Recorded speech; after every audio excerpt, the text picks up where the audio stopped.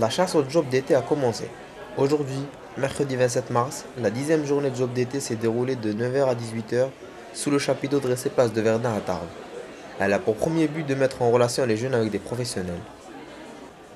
Une liste d'offres d'emploi et des plaquettes d'information ont été mises à disposition des jeunes par les organisateurs.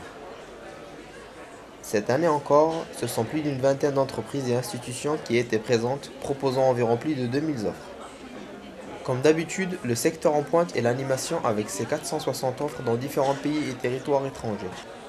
Mais à cause des difficultés économiques que traverse la zone euro, certaines entreprises et gros recruteurs habituels manquent à l'appel, comme nous l'explique Fabrice Bruno. Par rapport aux années précédentes, il n'y a plus l'employeur Port Aventura espagnol qui était pourvoyeur de beaucoup d'emplois.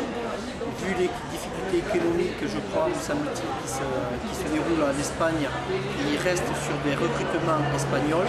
Donc cette année, encore, le secteur de l'animation reste un gros pourvoyeur d'emplois.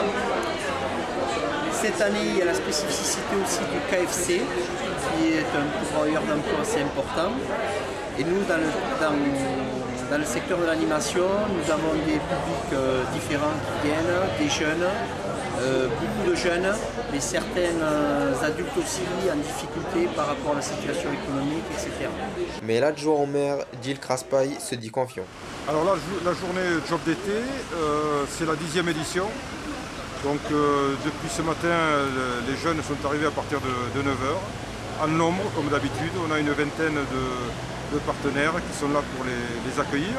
La particularité cette année, c'est l'ouverture d'un restaurant KFC qui propose un certain nombre d'emplois. Donc évidemment, ça suscite des vocations.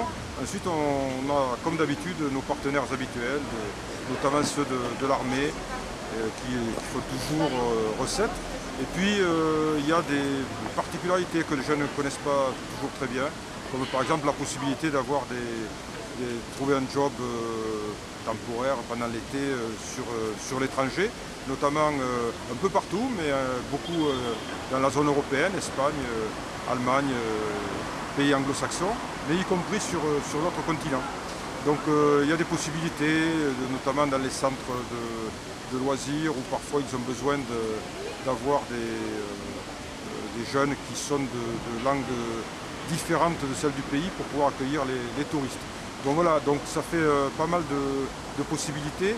On a environ 2000 offres qui sont proposées. Donc ça donne un volant quand même assez intéressant avec notre partenaire Pôle emploi qui là-dedans a joué un rôle prépondérant puisque au moins la moitié de ces offres viennent de Pôle emploi.